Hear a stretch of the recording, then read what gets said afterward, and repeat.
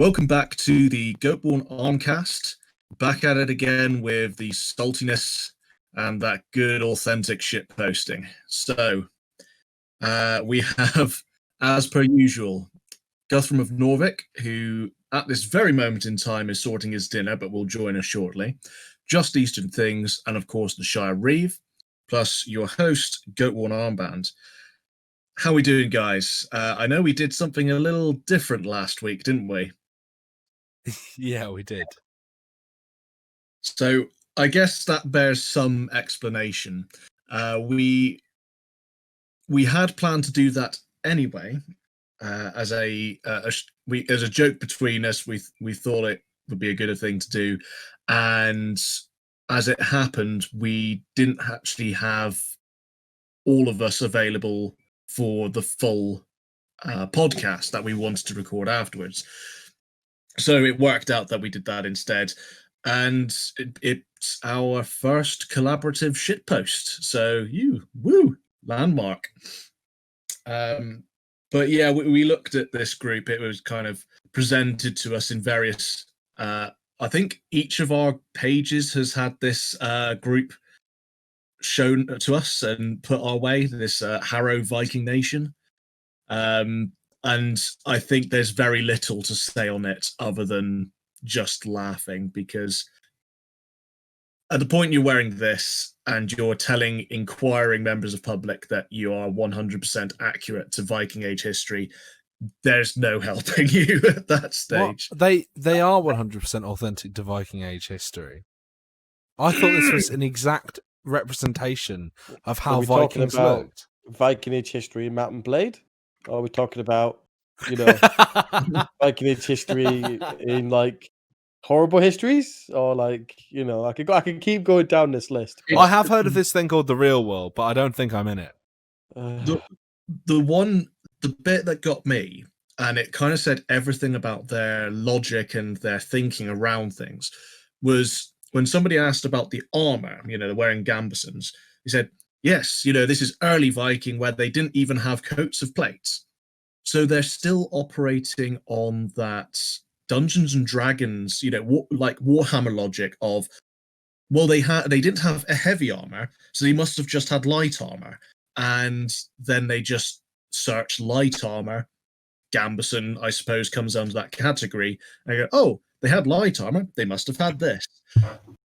And yeah, I think that says everything about the logic going on. I don't even think there is any logic, really. I mean, as a sort of thinking human being, I'd like to hope there is logic, but I've yet to see evidence of it. Yeah, I think that video said everything we needed to, really, which was just 15 minutes of our looped laughter. I am informed that Guthrum of Norvik has secured his dinner and is now joining us. Hello, I have a fish burger and waffles. Ooh, nice. I had lasagna. Lovely. In true Garfield fashion. I hate non-veg. So, this week, following on from our last kind of discussion, which was about beginner's guides, things to avoid and things we could have done better, with a look at our own kit, I thought it'd be prudent to look at some of the excuses for bad kit and reenactorisms that are often thrown up in the face of, advice and constructive criticism. Because I see these over and over and over and over again, and I think if we take a look at them and maybe dispel them, it might help, those who actually want to improve break through those boundaries. So I think the first one that comes up, and I've written a little list of these down, and if you guys think of any in the meantime that I've missed, please chuck them out. But the first one is, it's too expensive.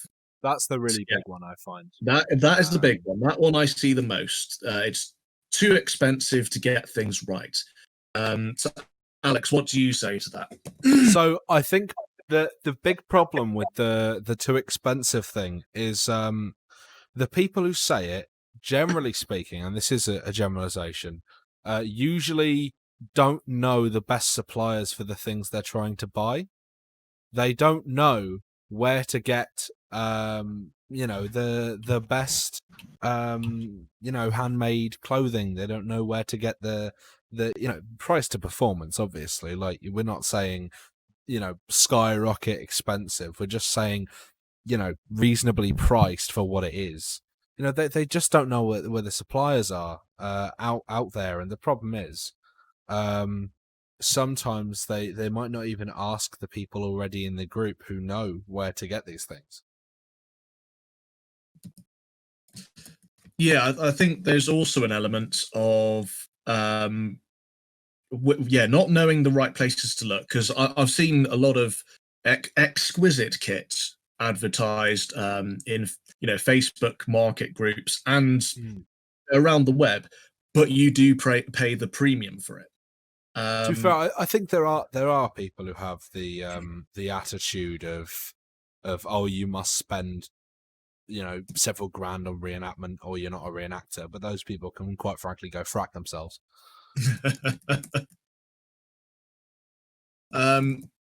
One, because you see, you made a generalization there, but another group of people I see use this argument quite often will also be the ones who have, with really shoddy, cheap, machine-made soft kit, will be wearing quite expensive helmets, yes, armor, and be wielding a sword, all of which costs. You can't really get a decent sword for less than. I guess what you could say is that it's not knowing the right stepping stones, or not caring enough about the building blocks to get the right kit good, and then continue on from there. Yeah, exactly right. And it's I think at that point it's just an excuse that and I think there's a disconnect. They can quite happily spend 100 on armor because it's armor. You expect that to be expensive, or to pay a fair amount for it. But when they see 60 for a tunic, 60 for a pair of trousers, suddenly the wallet snaps shut, sort of thing. It's like that meme doing the rounds a little while ago, the Game of Thrones one. It says it was something to do with the price of swords or the price of soft kit, and it had the Hound when there's a sword for sale. It had the Hound saying, "I'll take 2," and then when there's decent soft kit up, it's the for the money.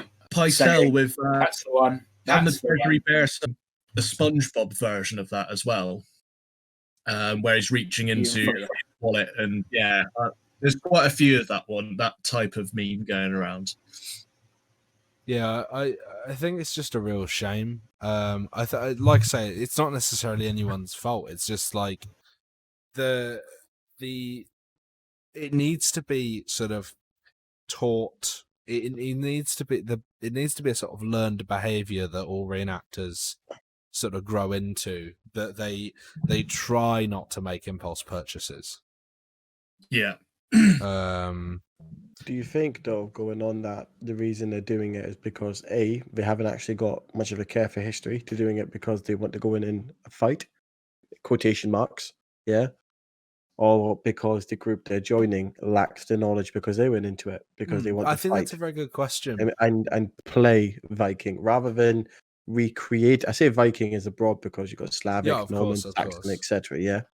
But I see like a lack of passion in some people for wanting to portray history. Yet they'll tell public I'm a Scandinavian Viking that went to the Roman Empire, and you're like, Jesus Christ, mate, come on, Whereas to that kind of person, you have one generic. Okay, I think immediately when someone says I'm a Scandinavian Viking, I blank. I can't even remember half of what they say then.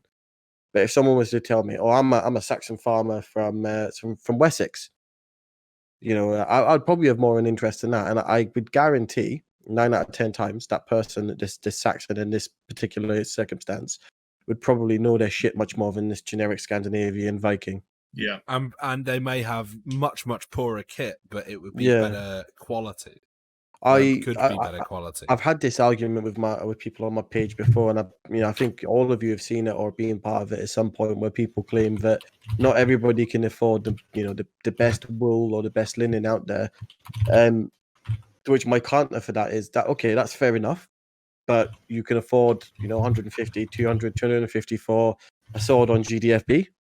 Yeah. You can then drop some money on some cheap Indian mail. Nothing wrong with Indian mail. Half the time it's generic, it's fine. But or you can go on to these people that make your tunics and whatnot out of machine linen. It probably costs you, I don't know, let's say 100 quid.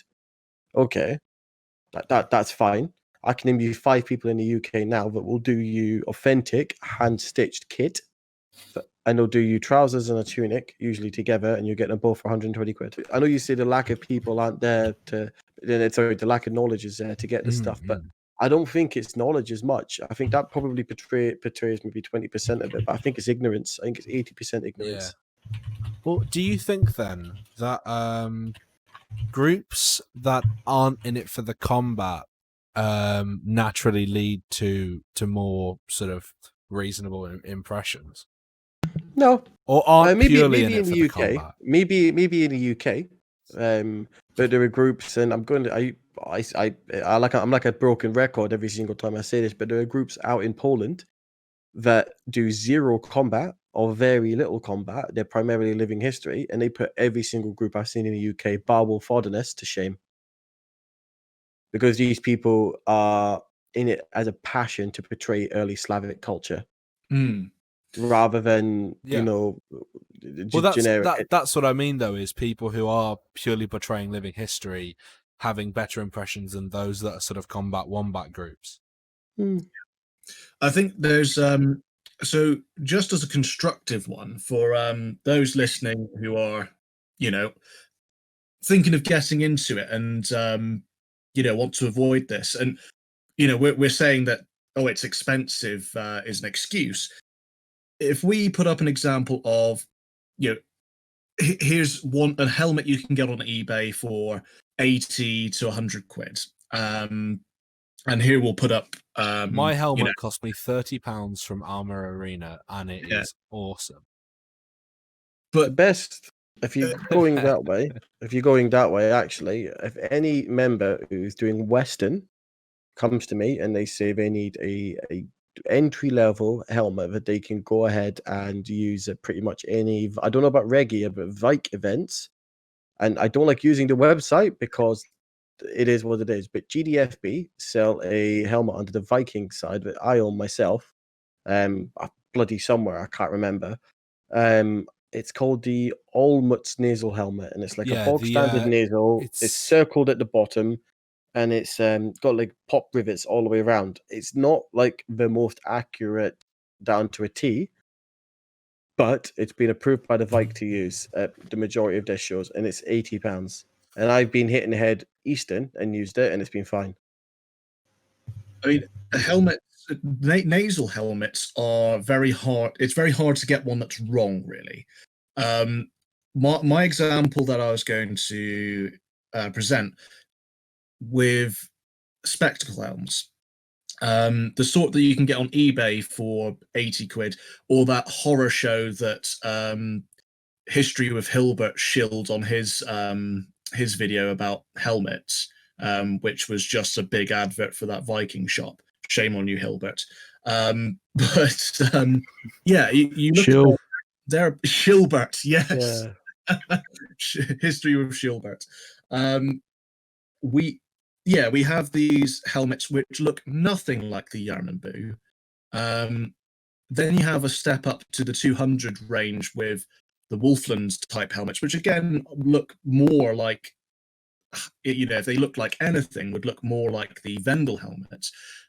And and I made that mistake. I couldn't see any nice Yarnanbu helmets. They're all these cheap pressed ones. So I spent more and got one that was wrong but more detailed. I don't think we see enough people wearing enough Vikings, quote unquote, wearing nasal helmets or Spangenhelms. No, and before I get to that, just for those who do want a decent quality Yarmanbu that isn't going to break the bank, and just to kind of prove our point about, it's too expensive is a bullshit argument. Armored Up, same price as a lot of these shitty, nothing helmets. Pretty spot on as a reconstruction. Great quality appearance and construction. And it's £100 with an Aventail, and that is bloody competitive, whichever way you slice it. It's better than a lot of the sort of, I want to say higher end, but that's not the word. The more expensive shit ones. Yeah. So the argument, even in armor, that authentic is more expensive or it's harder to accomplish is rubbish, because here is a helmet that is, pretty accurate and is not a great deal more expensive, if at all, than a lot of the nonsense you see on the field. And I think spectacle helms are the worst culprit for this, because lots of people want to wear it, and I can understand that. It is the iconic Viking helmet. But they just grab these awful ones on eBay. Or if they're put off by then, they'll go for something from Wolfland and spend even more money, ironic. But yeah, both of you kind of touched upon the next point, actually. A point further down, if I'm being honest, which is about false equivalence. And you saw a lot of this on your page, Just Eastern, with regards to when someone was talking about historical accuracy, they went to the deep end of, oh, well, not everyone can weave a tunic, from hand-spun wool that they've bought from a sheep in Iceland, and that nonsense straw man argument. And the thread picker, or whatever it is they say. Yeah. Stitch counter, don't they? Counter, yeah. I've never met anyone like that in my entire maybe one person. Lots and lots of people in the Vike. And I have met many people in the Vike that have been along that way and have made people feel so uncomfortable with that people have left. I can probably I can think of one example in Regia like that, where the person in question people have left. They've done a lot of very things like if the wood type of wood wasn't right, they have been known to throw people's personal property on the fire, which I just think is totally wrong. Yeah, that kind of person, I'd probably kick the shit out of him if he ever did something like that with my stuff. I shouldn't be allowed to reenact as a whole. Yeah. In terms of stitch pickers, I think you do see it a lot, and you see it a lot more online on web pages than you do in person, because people tend to be, I don't know, but they don't tend to want to put they don't have a backbone in person, I guess is the best way to describe it. I mean, the example I was looking at, it's it always comes to the same thing. Is whenever it says, well, it's not authentic, and then they'll present some ridiculously high expectation of historical accuracy, like I say, hand sewing, hand weaving the material first, then putting it all together. Yeah, there's always going to be that caveat that what we do is not going to be 100%, by the very virtue that we are 20th century Brits reenacting Scandinavians from the 10th century or even earlier. There's always going to be certain allowances with regards to materials and availability of certain items. But it's always thrown up that, if you're talking about historical accuracy, well, not everyone can hand forge a helmet. Well, no, but at the same time, we can, we don't have to be wearing poly cotton tunics. We do have wool, even if it's not first time I've encountered something that really I found difficult to get hold of due to us, being modern people, was manuscript vellum. There's only a couple of really good, but that's at the like top end of what people are doing. It's not a regular thing that people in reenactment are buying. So No. I think that it's really like you say, it's quite ignorant to say that, like, just because we're modern humans, that we can't get, at least the majority of what we're doing correct. You have groups in the UK.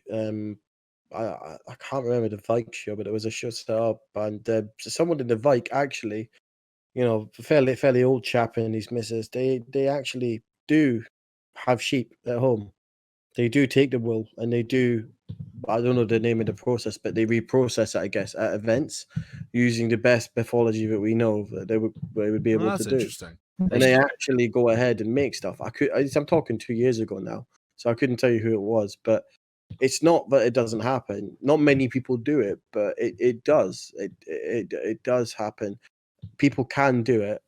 It's. Um, But the thing is that nobody's enforcing that everyone do that. no, 100%. People are just asking not to wear stuff or use stuff that is demonstrably modern, demonstrably wrong, and it's always, but we can never be 100% authentic. Well, yes, we can't be 100% authentic. Oh, well, there you go then. I'm off with my Visby lamellar, my Yeomanbu helmet, and my Hungarian sword of dubious. Yeomanbu, quote unquote.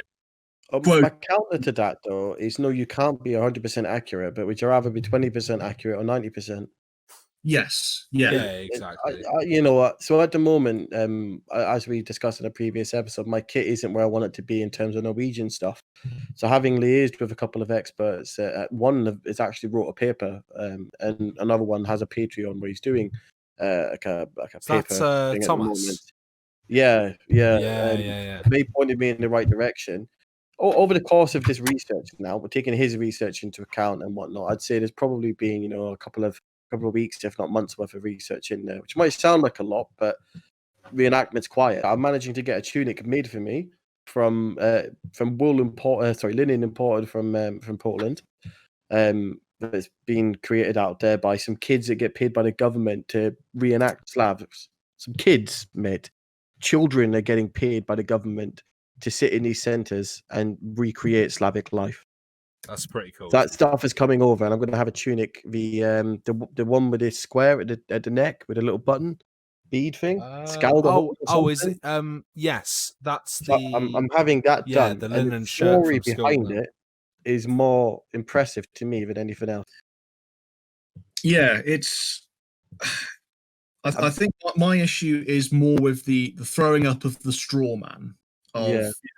That somehow when anyone mentions authenticity, they must mean dyeing your wool with hand-picked madder that you've been tramping around the countryside to find, and all that nonsense. And that's just it's a straw man. This has come out of nowhere, and the truth is that you just can't be bothered to put down the polycotton. This is an interesting one then. That recent post that we all know about from what was it, Reenactment UK members group? Mm-hmm. Oh my god, what a shit show that was this everyone's favourite gentleman in a leather tunic? Yes. Yeah. Great. Can we get a recording of Guthrum just saying great like that, because that summed up all my feelings on it in one. Yeah. Are we talking what got about me is the same guy, the one I spoke to the other day as well? You were talking to the guy in the comments, weren't you? Oh yeah, sorry. But we're talking about the post overall. The owner, yeah. Yeah. The thing that got me is nobody provoked him. Nobody said anything about authenticity. He just decided, yes, I shall now go and aggravate people. Yeah, I think it's lockdown boredom. He wears a colander on his head, doesn't he? Yeah, that's the one. He's What? old and bored. You know what's ironic? Oh though? yes, sorry, yes, the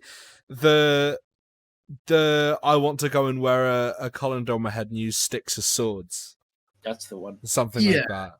But in the next breath, he argued. Someone said, "Oh, but historical accuracy is important." He goes, "But I wasn't saying that." And it's like, well, what are you saying then? Pick a lane. But yeah, it was just so for those who didn't see it, it was a long post about how is authenticity too prevalent, too overarching, and is it spoiling the hobby a bit? And from a certain perspective, this is a hobby. This is, we've kind of touched on this before. It's a hobby. It's our money, but you choose to do that hobby. I wouldn't turn up to a Warhammer club with some shoddily painted chess pieces, an eraser, and I don't know, an old mug to play. I'd love to see you do it though. So would I. I'd love to see you try. I suppose a more sensible comparison would I wouldn't turn up to judo with my kendo kit. It's part of the hobby. It's in the name. It's reenactment. You are reenacting something. And we've talked about this before, but it's the whole the public facing point is you are an educator. But I'll be honest, I don't do it for the public. I do it for me. But I enjoy educating the public, and the public are a massive part of it, whether we like it or not. And if you can sit, maybe sit on the wick, you're a little bit away from, you don't have to ever talk to the public, but still, you are wearing equipment. So people are going to ask if they think something's odd about it, whether or not you're the one answering them. People are going to ask, why is that person wearing blah blah blah to the person on your camp? And at the end of the day, if you can't defend yourself as to why you're wearing that, and what or point to someone who can, not everyone has to know the exact authenticity behind it as long as someone else does, then you shouldn't be doing this. I think another good point is, sorry, go on. This is a good point, but we'll see. It depends. It's good in my head, but sometimes I'm quite done with these things. The average member of the public, is not going to know what you've got on. They just want to see, generically, they want to see some history. Okay, they probably have a little bit of an idea, because if they go along to something on purpose about history, they've probably got a bit of an interest, but not too much. Your kit is never truly in question by members of the public, in my opinion. As long as it's somewhat accurate, you should be okay. It's the fellow members of your reenactment circle. So if here we go then. So when we come to the Gypswick event last year, I had a question why I was wearing different kit, and they pointed over at a Vite group that was there as well. And they asked what I was wearing, because at the time I had my battle tunic on, I had my full face chainmail. Obviously I looked vastly different to what they did. Yeah. And I explained we've taken some providences because we do some pretty heavy combat over here. However, this isn't normal. And the member of the public was like, "Oh, it don't matter. It looks cool, doesn't it?" And yeah, that's fine. It's dealt with. Yeah, I think it's you're dealing with crap kit, and you need to be able to justify it to an extent. Yeah. When you have fellow people that know what they're talking about, and you turn around and say, "Yeah, I'm a I don't know, I'm a 8th century Jute or whatever, or 6th century Jute, whatever they were there, okay? But you look like a 14th century conquistador." Yeah. And it does happen. We've seen the pictures. It does happen. And I think it also comes back to this point we've mentioned in the past of how you're wearing your kit. If you look like you've lived in it, it's almost immediately skyrocketed to far more authentic than if it doesn't look like it fits you. And that goes for any kit of any period. To pick up on your comment of the public don't know, that's actually on my list of excuses. Is the public don't know any better. Yeah, but I don't mean it as if they don't. One of the most knowledgeable conversations I ever had was with a mop. Yeah. At Powers, event at Powers several years ago, and this guy knew the ins and outs of everything. I've never seen someone so knowledgeable. I had to direct him over to Luke and Steph actually at Merchant of Menace, but like generically, if you come to an event, I'd say 99% won't have much of an idea. They'll Yeah. probably imagine a Oh, Viking yeah, looks definitely. like. Well, we spoke about Ironclad before. They probably think a Viking looks like one of the Norse irregulars from Nordic irregulars from Ironclad or something. Yeah. But it is an excuse I hear is, oh, the public don't know any better, so we can get away with it. Well, Doesn't yeah. mean you shouldn't put yourself to look better, though. I think Yeah. it's also the point of people will be amazed how interested the public are once they learn something new, because they can go away to their family and they can be like, hey, guess what, and they might tell them something they haven't heard before, and they can feel a little bit like, oh, I've told them something really cool that they didn't know before. And Yeah. this happens so much. The amount of times you get comments from people saying, wow, that's genuinely really interesting, and then they go away and they come back with their family or something and learn more. It is really encouraging. That kind of leads quite neatly onto another excuse I hear, and it's in the very same vein as the public don't know any better, is we just do it for fun. We're entertaining people. Now, I get that. I see where people come from on that, and I know the chap in that really naff leather lamella was citing that on your your post about the God, was it Audley or some nonsense where he's jumping at the shield wall with the two axes? Oh, yeah, you're on about Berserker, Ben. Was that? Yeah. Yeah. They said, So I'm their entertaining whole the- thing is they do that because the public don't know better and they do it to have fun. But Yeah. then you look at these events or advertisers, all the it's the same people, and I actually like the man a lot as a person, but I don't agree with the way he's doing Pictish reenactment. But the Pictish guy was there as well with his massive hate shield. Oh, is this And the blue shields? Yeah, and it puts like that sort of betrayal. I can understand the logic behind it, but it's unfounded. There is no evidence for it. The evidence we do have dictates small. Here's the point I have about that is they say we're entertaining people, we do it for fun. None of what you do and has how anything to do with reenactment. Sorry, authenticity. Yeah, you can do all those things with having authentic kit, having historically accurate kit doesn't stop you from doing those things. And sometimes it has to mean you're more creative in how you act it out. Yeah, I mean, the thing is that you can still do your berserker charges, but you can do them with Dane axes and mail rather than two-hand axes and really cheap-looking leather lamella.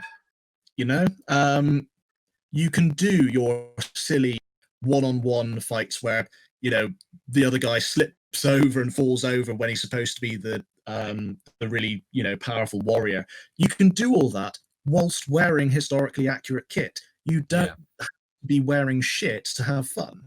I mean, my image that I can't get away from now. Anytime the chair. Yeah, the chair. Anytime I'm online, I'm in a shit posting group and it comes up 40k memes, Warhammer 40k memes. It's in there. What gets me is I think I'd seen it before I even knew your page. And you see it, like you're saying, in the most random places, in the most outside of context. Yeah, but looking at that, I know I'm wearing my my dubious helmet for that one, but I was expecting to get hit in the head, and that helmet is reliable in that regard. Everything else is historically accurate. Obviously, a knight versus a Viking. I was about to say, what about the 14th century knight?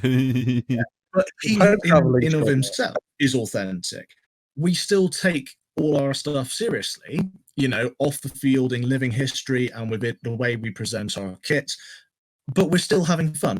I'm beating him to the floor and hitting him with a chair. He did the same to me last year. all of that still with historically accurate kit. I didn't need to be wearing cotton tunics and leather armor to be doing. So I think it's a ridiculous argument to say, "Oh, we can't. We're just having fun," you know.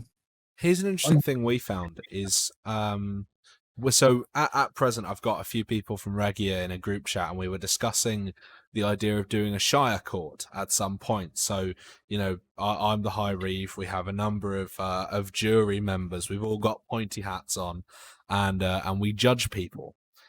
And we were discussing the idea of one where it's a trial by combat, and someone brought up the fact that actually the first reference we have to trial by combat is 1077, I believe, so 11 years after the conquest, which meant we had to get creative. So we looked up, in the end we decided on something else, but this is definitely a future idea. We looked up trial by ordeal and found that there's one that was used widely in the period called trial by hot water. I don't know if any of you have heard of that, where you basically have a cauldron of water that's at boiling, and you drop a ring or like a flower or something into it, and it sinks to the bottom, and the person has to put their hand in and reach and take it out, and then their burns get bandaged up, and after 3 days, if the burns have healed, then they're innocent, and if they haven't, then they're guilty. And we thought of a way to do this, you know, where you have, instead of hot water, you have cold water, and you put red dye in it, so that when their hand comes out, it's all red and quote unquote burnt. So we got creative with our ideas of what to do because of authenticity. Well, that sounds really like fun. Like that sounds like a really good laugh for the audience as well. And again, you know, your kit has no bearing on that, you know. And in fact, having better kit, having historically researched, just adds to the immersion of what you're putting together there. Definitely.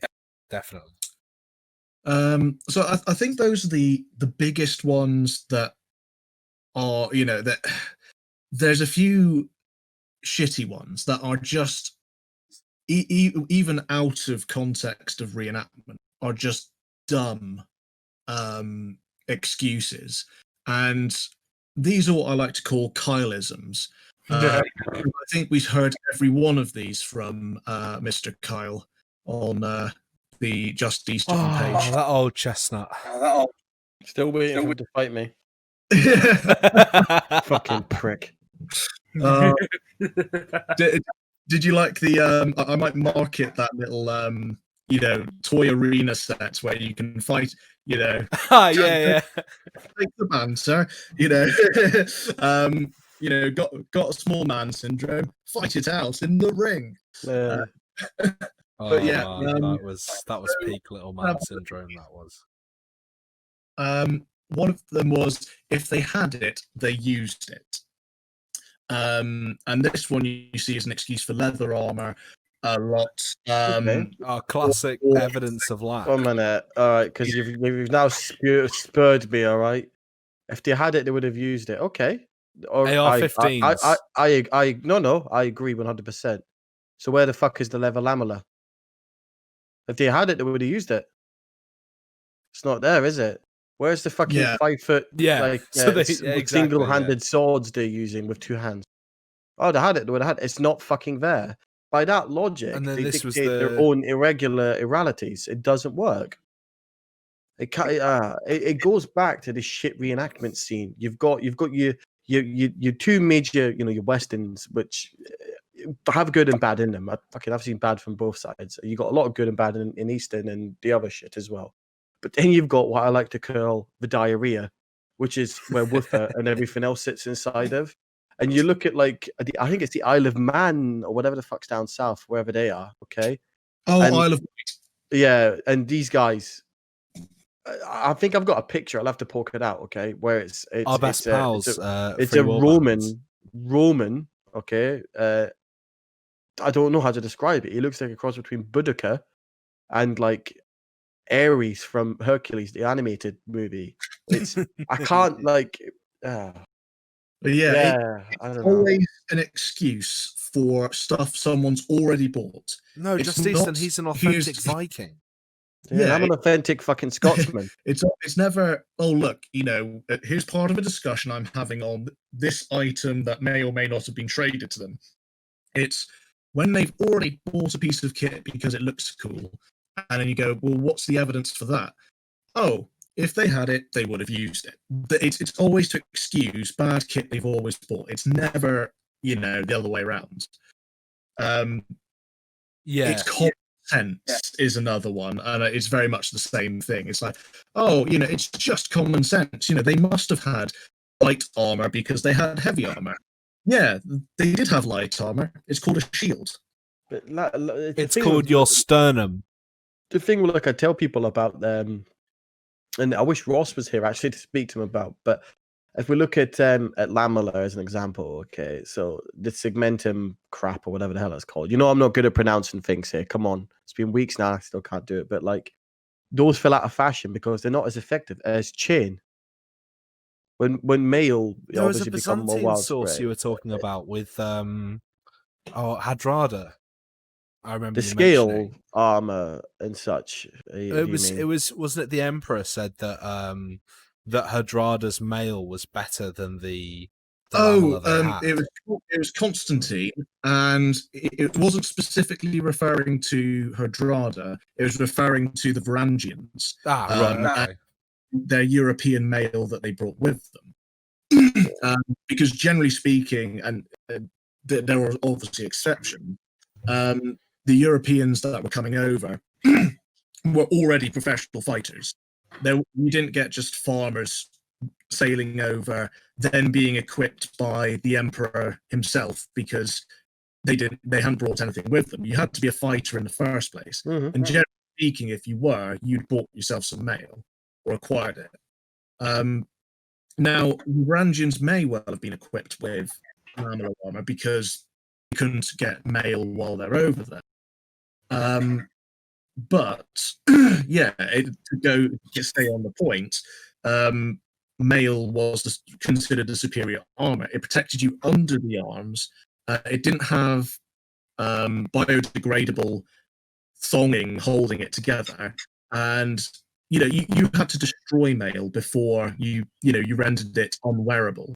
Whereas a few snapped straps here and there, and suddenly lamellar isn't protecting you anymore. Well, there's multiple reasons why lamellar is not good. Like everything you've went into is bang on point. But having used lamellar before, back in my early days of doing it, it's very difficult to do upper blows. In reenactment scene, you can do these blows, but if you were quote unquote in a free fight where you're not not doing the way we do it, I guess it's very difficult to do some upward blocks. Very difficult. So this is the in lamellar. Mobility It's versus also protection. not as protective in general as chainmail because I'll share the video when I find it. I think I have in this Discord before, but there's a group of Russians and they've actually fired like compound bows in, which is slightly above the kind of weightage we would be expecting for the period of time. And like there are certain ways where you can only just penetrate chainmail. You're gonna hurt the person behind it, but they would live. Hopefully, whereas the same test completed on lamellar, you blast through it. Those guys are dead. It's often worn as in the context that it was worn, discounting Varangians, Vikings, and whoever. It was usually worn as a cavalry armor, and it was usually worn in combination with mail, because together they balance out. The mail underneath adds an extra layer that arrows won't be able to go through. Having already been slowed by the plates in front. And the lamellar plates will offer more in the way of glancing blows off whilst you're moving, at speed on horseback. But, I'm sure we could talk about lamellar all evening because it's a touchy subject in reenactment. But yeah, it looks nice though. We got to admit, when it's done right, it does look nice. It's a great looking. Ignoring all history, it looks absolutely baller. Yeah, I got to be fair. Like lamellar on a right kit looks absolutely amazing. which I would is a still shame. Why never buy it. so many people wear D plates and look awful. Yeah. But yeah, it's common sense, and if they had it, they used it. It's just such a ridiculous bullshit argument, and it's always in relation to something you've already bought that you just want an excuse for. It has no bearing on actual research. So yeah, we got false equivalents, too expensive. Oh yeah, so we mentioned this a bit last time with the regarding our kit. What's it we call it? Inherited wisdom, where you're told it's okay by whoever's senior in your group. Yeah, if your sole amount of information and research is based on the word of whoever runs your group, or whoever's been doing it for 30 years. Well, 30 years ago, it was the NFPS, and I don't know if anyone. I'm pretty sure you guys have all seen that video. Oh, you mean NAFPIS? Yeah, NAFPIS. Where's Tiverton Castle or whatever it was, where they no, not Tiverton. It was that castle, and they're led by a guy in a full sheepskin rug, like it looked like a mattress he was wearing over his shoulders. That's what reenactment 30 years ago was. So, it is possible for people to be getting it wrong for 30 years. Yeah. I think in a discussion I had with somebody the other day where they referenced their group had experienced members. I pointed out, experienced members over the course of 30 years it doesn't equal, and it's just echoes what you said. It doesn't equal good amount of knowledge. It's actually the same reason I got banned from Grimfrost, is because when I criticised them, they said, we've been doing this since you were in your diapers. And I said in response, it doesn't matter how long you've been doing it if you still look like shit. Oh, wow. Yeah, no wonder you ban. I keep wanting to order a couple of items from Grimfrost for non-Viking stuff, just like a gym T-shirt, etc. I look at it. And yeah, some of their like modern merchandise is like as good as any other modern merchandise I've seen. It's generic, isn't it? Yeah. Let's be honest. Fucking shit. I've not really looked into any kind of modern stuff that much because it doesn't interest me in the same way it interests other people. But from what I understand, a lot of it doesn't deviate too much in quality. No, I've seen some of their sharp say axes actually, and overall the craftsmanship on the sharps are very nice. I couldn't tell you if they're accurate or not. It's not my area whatsoever.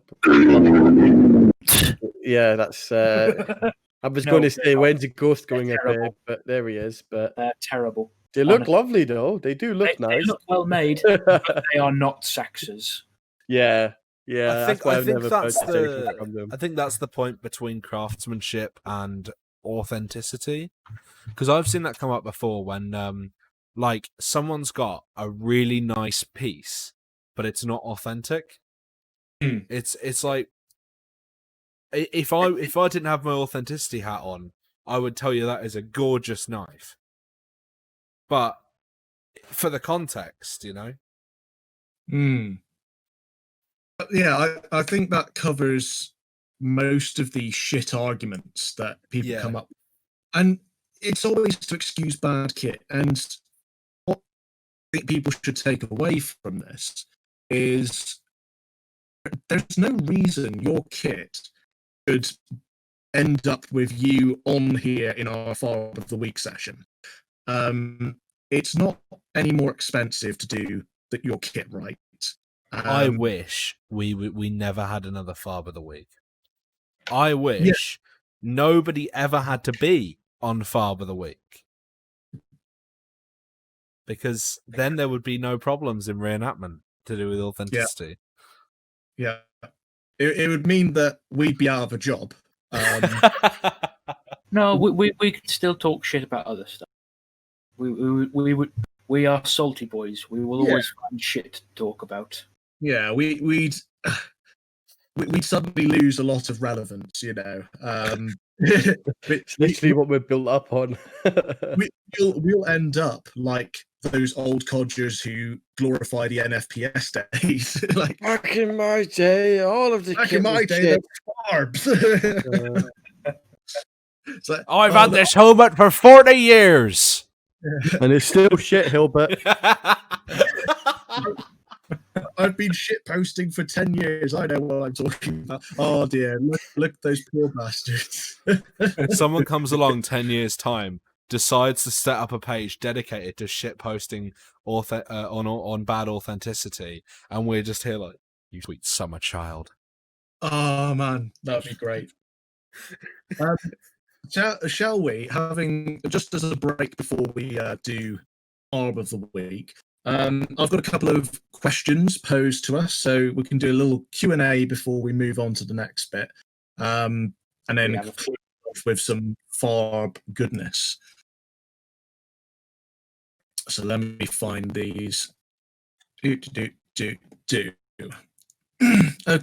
so Thanks for the little doots there. Very appreciated. oh god, they're gonna say Baby shark, leave him be. it. just isolate it and auto tune it in, and it'll be the theme tune. Sorry to butt in, but where is the week? I can't get any. Have We we didn't got have one? one lined up. There was one we were going to use, and then we We'll decided just hang on, randomly select one from the Shit Kit channel. yeah. Let's. Go through them. we Do you had- wanna find And one? then we And, were the fun. Yep, I'll have a scroll through off. Cool. So, question the first from Siggy. Here's a big question. Do you consider it harmful to the world for people to be misinformed about history in specific ways such as clothing, weapons, everyday life, etc.? You know, the things that reenactors display. Or is it only important that they know the facts about historical events and people? Discuss. That's a very good question. Can I Isn't- put it? I- Can I ask you something Yeah. in that context? And this is to you all, okay? So let's say theoretically, following this, we're teaching Napoleonic history, okay? And you point out Napoleon, and all of a sudden he's wearing, I don't know, let's say he's wearing, I don't know what I'm wearing now, set of jogging bottoms and a red t-shirt. Is that harmful, or is it vastly incorrect? I think that's a very extreme example, but Here's- it does highlight. Here's another what- point. Sorry. Wars of the Roses. History's teachers will tell you, and have done for years, that the wars of at the end of the Wars of the Roses, the White Rose and the Red Rose came together to make the Tudor Rose. I was taught that in school. Yep. But it's bollocks. It was made up by Henry VIII, and in reality, it was the boar banner and a dragon, I believe, that had the two main houses. Yeah. So at a certain point, I think it would depend on what you consider true of history of events, because if they're teaching that still in schools, then that's still a lie. Yeah. I think with regards to the question, the clothing, the weapons, the everyday life provides context for the events and the people. They make them people and not vice just versa. characters. Yes. And I think one of the biggest things that I found doing Viking Age reenactment in particular is that people don't seem to understand quite, they don't have a grasp of the timeline of events, and also a grasp that actually people were civilized before the Vikings. It didn't go cavemen, then Celts were a step above cavemen, then the Romans came and improved everything, and then we went back to fur-clad barbarians swinging axes, and then suddenly developed culture and legal systems and all the rest somewhere after the Normans. And you got the Tudors and all that. People have a very skewed look at history. Once you can present, I'll be honest, the timeline of, I didn't even know about the timeline from the I didn't even know about how the destruction of the Roman Empire worked before I joined Regia. Like I had no concept of the actual timeline of events from about AD 500 to 1066. None whatsoever.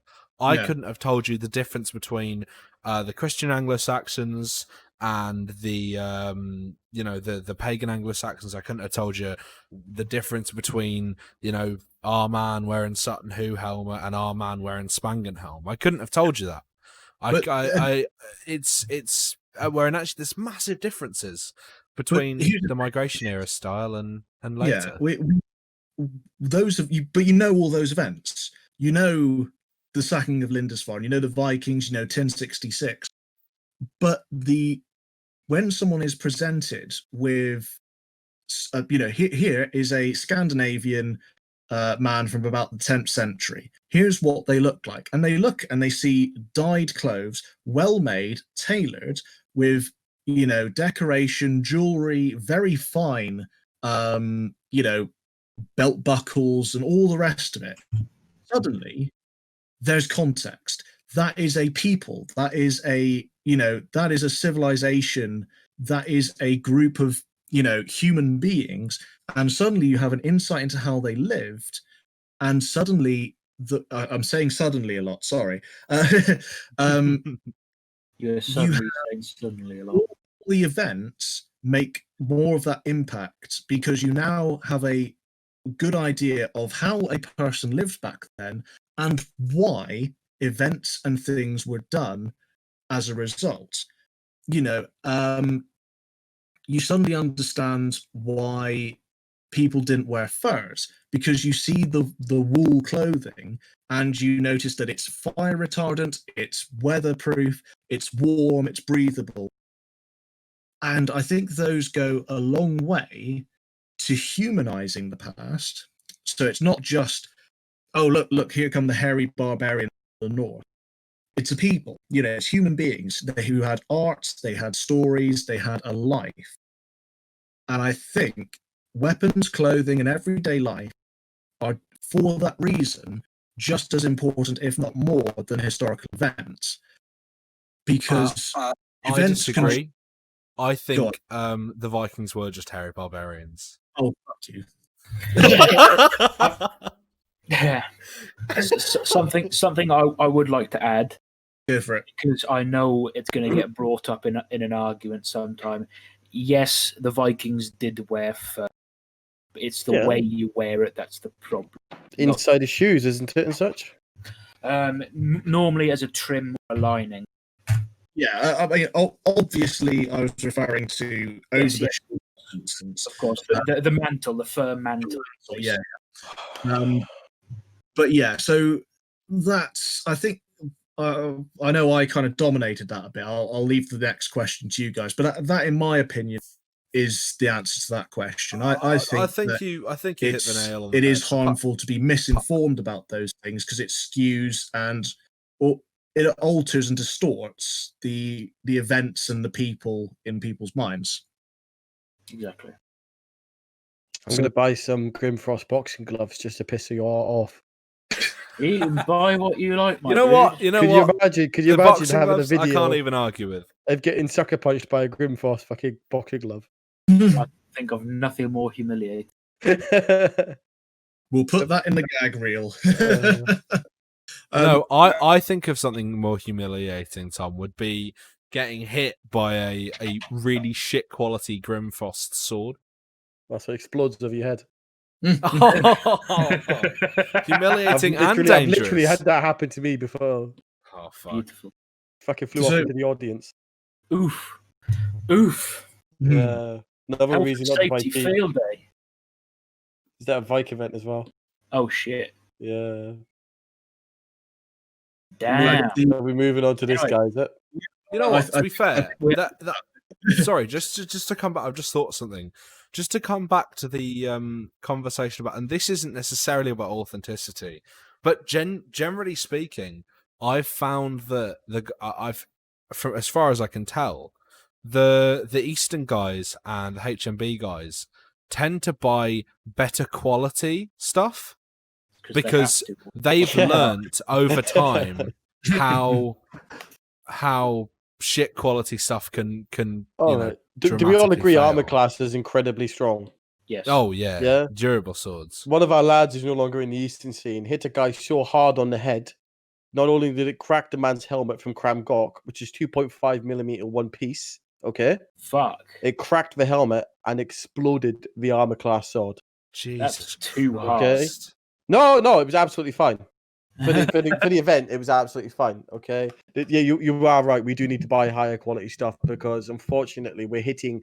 Whereas the Vike, I don't know about Regia, teach you like not to bang your swords too hard together. The 8 does have you at one point touching metal on metal or whatever, but realistically, you shouldn't be banging sword on It's sword. avoided. I mean, sword We're- on sword historically, I don't think would have been done that much. Well, no, because they're sharp edges, isn't it? Yeah, But, I was doing me and my mate were doing some cutting tests last week, socially distanced, of course. Yeah. Of course, and we briefly tapped one of my new sword against his sword edge by mistake, and instantly there was a slight roll on my sword.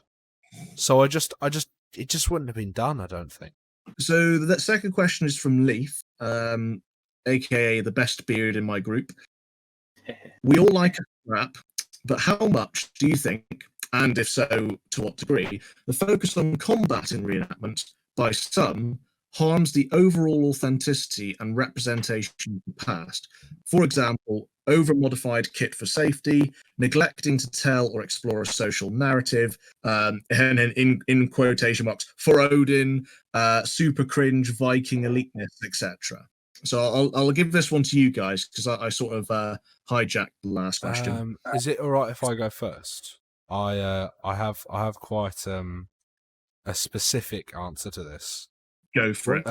So I think it has many different points to be made because the first one I'd make is insurance.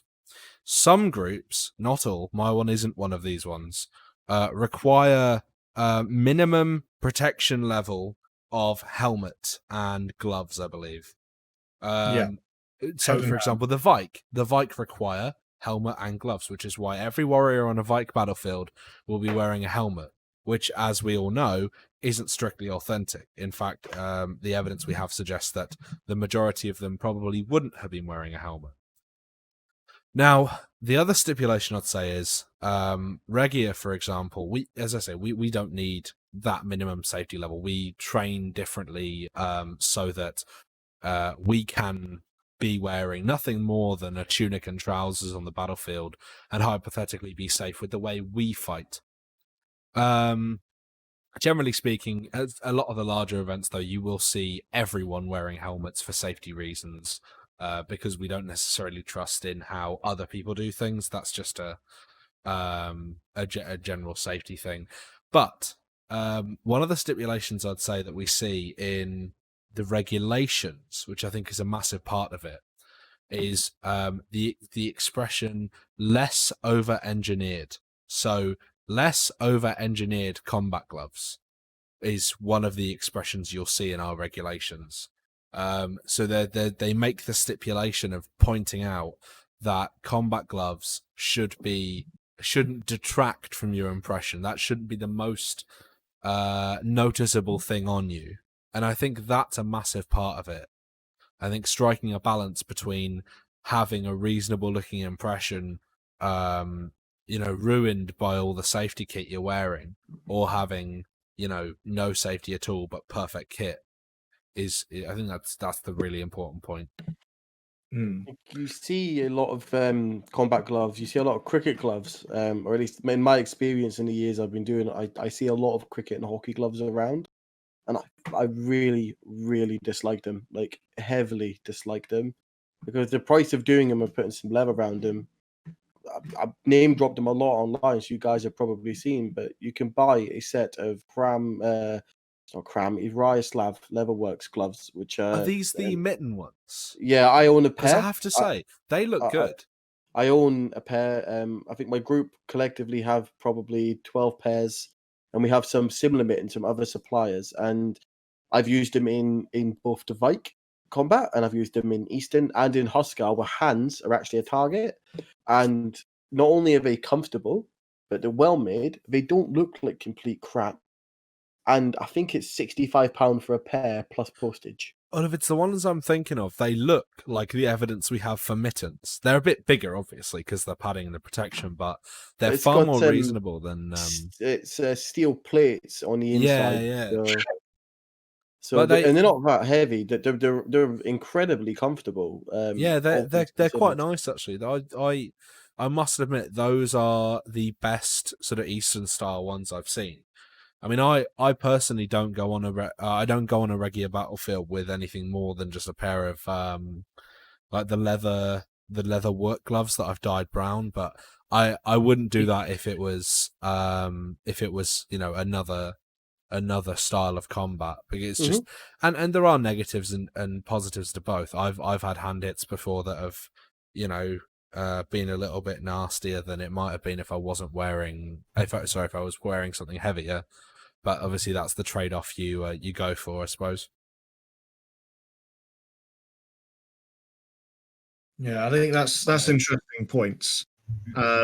We've I think the thing I always remind my newbies in my old group and even newbies in my new group is that at the end of the day, we're not actually warriors of the past, and we all have real lives and jobs to go to after. So we do need those considerations. With regards to, I suppose, the implied question of, is there too big a focus on the combat side of things? I think without the battles, we wouldn't have events in the first place. That, unfortunately, or depending on your viewpoint, is the nature of the hobby and the nature of us being able to put on a public display.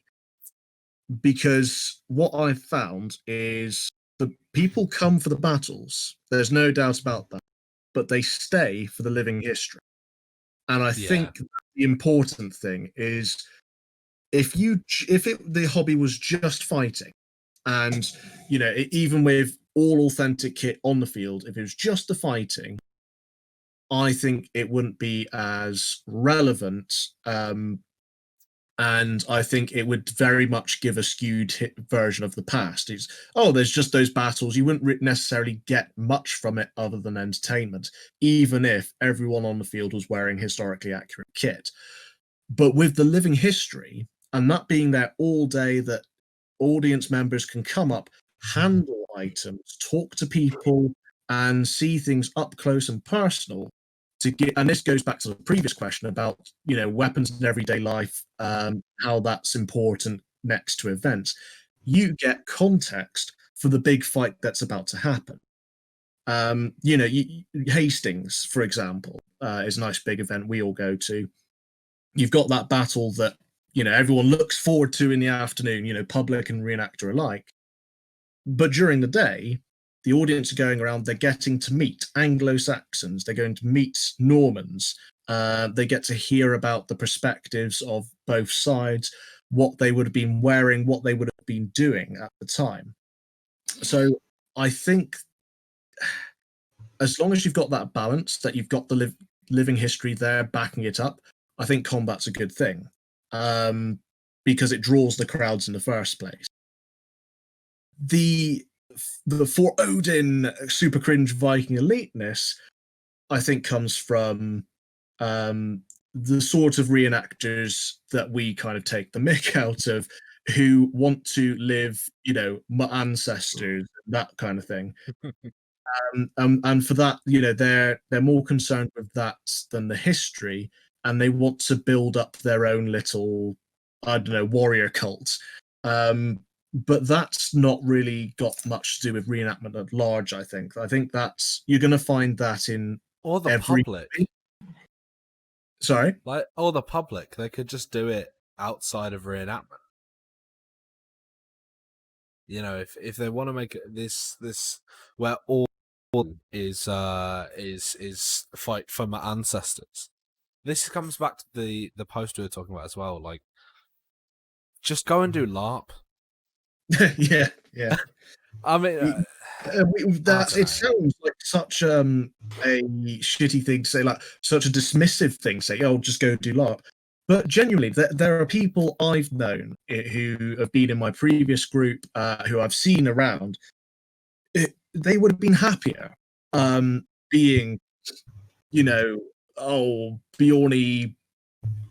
Johnny Ballsack. Yeah, yeah. So, I strangled a polar bear when I was a teenager, and now I'm the son of a jarl, but I'm exiled because of that kind of nonsense. Like that would be a very compelling story. That's bread and butter in LARP. It is, yeah, that is 100%. And you still get the fighting. You get to do that all day with no one ragging on your kit, and you don't have to deal with the public. It's part of why I do LARP. It's, I can spend the entire day having my own fun without having to worry about all the necessaries. But you've got to understand, people have got to understand that reenactment is about history, and sometimes there's a disconnect between that and your personal, your personal wants. The thing is, I see, and I'm gonna be on the opposite side. I see it done well in situations and locations, and honestly, it's very compelling. From a certain side, it can be very good when the ceremonies are done correctly. I'm not saying it's real. 100%. I'm not saying it's real. I think everyone can have their own fucking opinion about whatever they want. Religion, big man in the sky, der. No, but, I'm totally with you on that one. If it's done, it's done right, then yeah. I personally like to look into that sort of stuff a little bit more. I like it. I think it. When I go to these events, I want to be, and maybe I would be more akin to LARP, I guess. But I like to be immersed. I like to have that sort of stuff. And in army, in my Eastern army, we're about 300, and our overall Eastern uniform when we're together, we actually portray, funny enough, Polish Christians. Is our top end. King Boleslava. Or Boleslav, I suppose, is easier to pronounce. And seeing the ceremonies for both the non-quote-unquote Christians and the Christians is fucking majestic at night, where there's fire, there's music, there's burnings and shit, and I'm just there not able to speak a word because they all speak not English. Well, there's a difference between what Leaf is putting forward and what you're describing. What you're describing is very much how it should be done. Yeah, definitely. It sounds great. Yeah, what Leaf is describing is when Vikings. Do you mean more like my ancestors? I live in East Anglia, therefore I am Danelaw. It's sort of like that, but when they go on the field shouting Odin and all that. So the Vike actually encouraged that. Well, they shouldn't, because you wouldn't call for Odin on the battlefield. He's the last one you want to see on the battlefield. Is it Freya? No, you call either Tyr or Thor. Oh yeah. I'm not big on Norse gods. I'm a humble Saxon boy. But Tyr's the god of war, and Thor, obviously protector of mankind. He's the one you want to kind of emulate on the battlefield. Odin's a trickster. He's almost I think he's even worse than Loki in some regards. So while he is the All-Father and all of that, he's not the one you want to call for on the battlefield. And I think that's what Leaf is getting at, is that there's this idea that you've got this warrior cult. People are leaning more heavily into that, based on wanting to be, fight, and all that nonsense. See, you don't see any of that in Regia at all. Yeah, I think that colours their view of the past, and as a result, you get some rather cringe-worthy results. We've got some interesting stuff in the works. I know there are people in Regia who really want to work on the whole doing like the vulvas and stuff. The witches, not the female anatomy, but doing it right and doing it how. Based on evidence. I mean, there's not much evidence, obviously, for vulvas. We just have the descriptions in the sagas and some material culture. But doing it based on that and seeing how right we can actually get it. Yeah. Every time I've seen somebody do a vulva, it has been absolute shit. Absolute. Every single time. No. Oh. Wither is one, but the second Yeah, one, yeah. I'm not going to mention the group, but it's a Vike group. Mm. A fairly large Vike group have several members that do it, and they turn up with their faces painted and different bones on a stick. And I've actually stopped associating with them specifically because of that. Yeah. Because it's no longer what I would consider an accurate portrayal. It has delved into a quote It's not unquote Fight reenactment; Club. it's modern heathenry at that. Yeah. And yeah, I care little for that, if I'm honest with you. And the warband is just as bloody bad. Yeah, we've got a routine with a friend of mine. Her character is called Frigg the Vulva. So you can imagine we have fun with that. But she'll weave magic as part of a demonstration because she's got the distaff, a really good replication of the original from the Firecat grave. So it's But- not like some twig that someone's just No, like no, cut a notch into. Iron stave. Yeah. So already that's added a bit extra to it. But we'll do a routine where she'll come onto the field to resurrect the dead, because dead alive, and this is very much more in the tongue-in-cheek aspect of it. But this is where what I mentioned earlier, like you can still have all the fun with the historically accurate kit, and we'll do this routine where she'll call upon the gods to resurrect the fallen warriors, and they won't move. So I'll take the staff off her and go, hang on, let me give it a try. Oi, Odin. Yeah? What? Oh, you can't hear me? Little to the left, and so I'll move around like it's an area, getting signal to contact the gods. And we have a bit of fun with that. But yeah, Frigg the Vulva, it might cheer up to know she got mentioned in this. But yeah, I think that's a fairly comprehensive answer to the question, and hopefully that's gone some way to, answer the question, I suppose. God, it's a day of repetition for me. So, have we got ourselves a Farb of the Week? Let's have a look. What have we got for us? I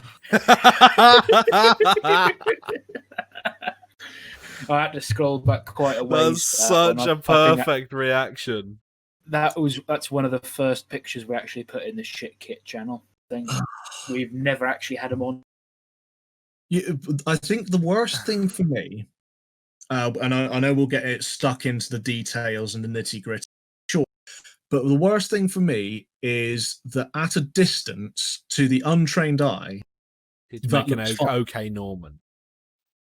Yes, it looks like an okay Norman, and at a distance, it's got all the right silhouettes. There's nothing outrageously wrong with it to the untrained eye, and I think that for me is the worst thing about it, because they can argue that it's passable, and thus it slips into the public consciousness as, yep, that looks legit, that must be right, when it's quite obviously not. Right, Guthrum of Norvik, you've been a little quiet this evening. Take us away. Oh dear! Now you call me in.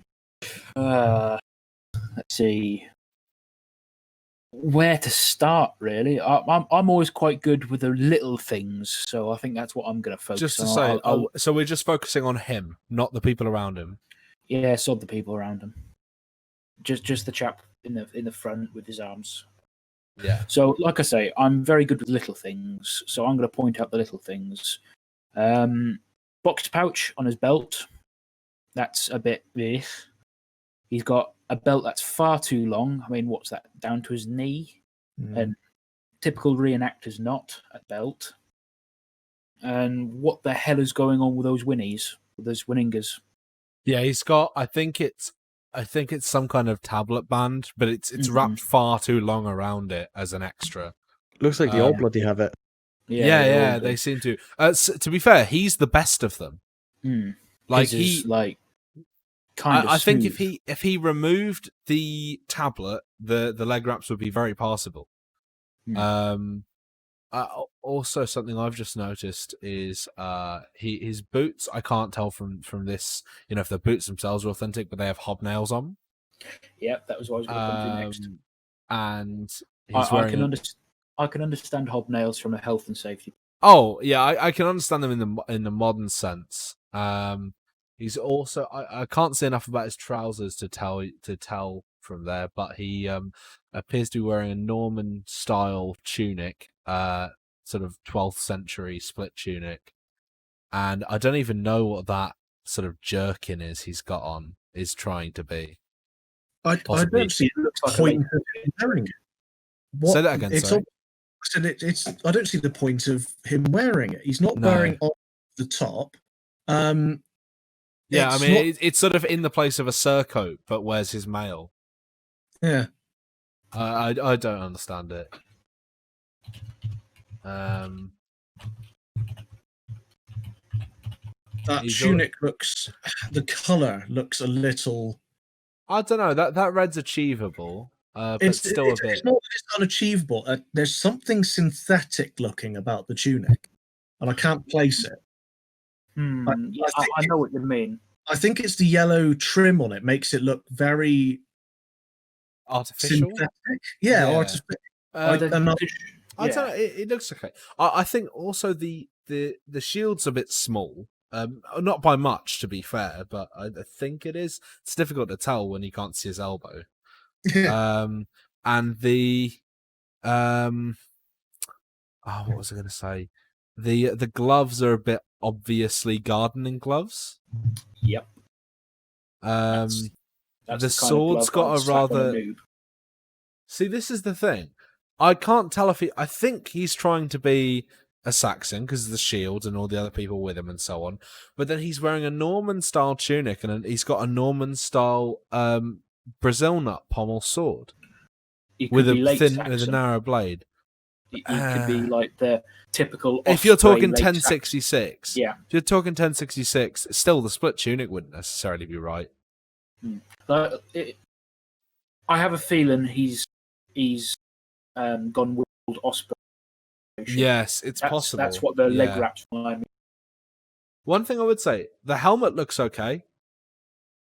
Yeah, the helmet doesn't look bad. It's a bit passable. Pointy, but I've seen worse. It depends again on the period. Yeah, of course. If it's 1066, then yeah, it's more reasonable. Then I think I've seen many shields split across bloody Western, Eastern, etc. made from these, and it always surprises me just how they use a shield boss when it's bent in as much as it is.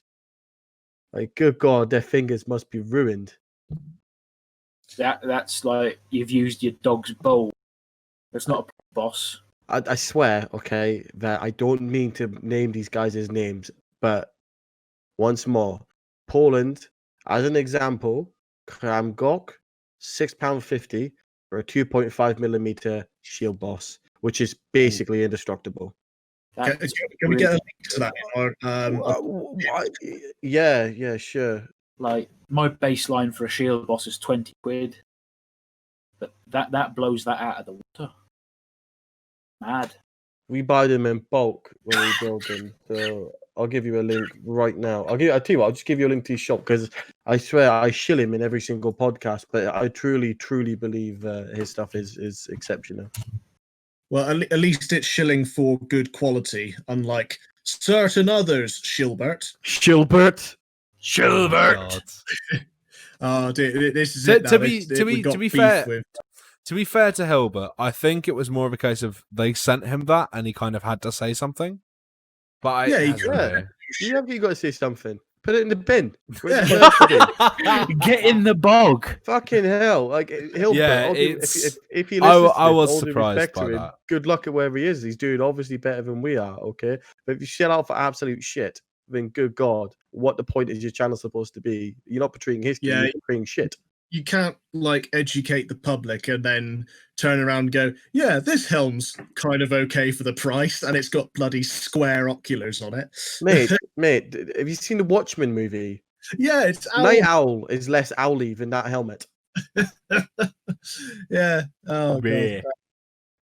Anyway, let's mark up this far, but maybe we'll save shitting on Hilbert for another time. We're gonna have to make a grime video with just us now. Oh yeah, it's like BG Media all over again. Postcode wars. Oh God! Right, we're so I got this image storming onto his channel and with placards going Gilbert. Anyway, right, what are we giving this gentleman then? Because it's the finer details here, as it often is, but they are devilish in their. Oh God, no! Scrub that line. That's awful. Rewind. Barely hear any up for me. So no, I can hear everything. I can hear everything. Okay, I'll go from the top on that one. So, what are we scoring this gentleman? The details are what let it down, as it often is the case, but they are pretty egregious, I think. So, Gus, what are you saying? Yeah, I'd give him. Term. I'd give him 4 Brazil nuts out of 4 Brazil nuts. Okie doke. Just Eastern. Can I have 2 out of 10 Shilberts?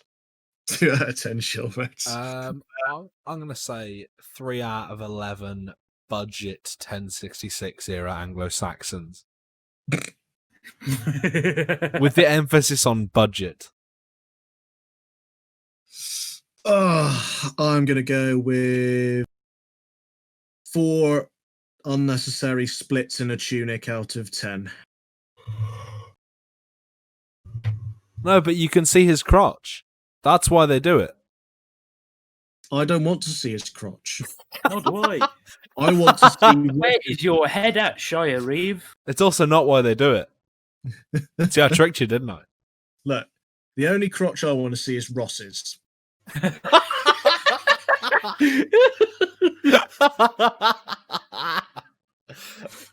Oh dear. On that note, hang on. This image you just sent to the chat, Just Eastern.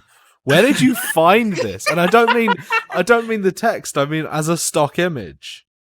Download meme generator from HTTP. I wonder how he made that. I didn't make it. I found it. Oh, fair. I just. That's Where great. is it? Where is it? It's like a stock image, but who I've makes had it in these? my folder for ages. I don't That's oh my god. More. That's going in the video. Oh, On that rather excellent note, that will be it for this week. This should be a longer session, even with some editing. So maybe that'll be for the 15 minutes of shit post last week. Next week we're going to have a guest, and I believe we have Mr. Toby Dones lined up. So stick around for that. Yeah, it's gonna be a good episode. Yeah, he's a good laugh. So hopefully that'll go nicely. It may be really boring. Who knows? But it's a goodbye from myself, Goatworn Armbands, Guthrum of Norvik, Just Eastern Things, and Shire Reeve. As always, links to all our pages are in the description, as is the link to my Patreon. Please support, even if it's just the tips and salts to your Ulfric option. Every little helps. So, cheers, and see you next week. Tally ho. Aye, cheerio, lads. Blit.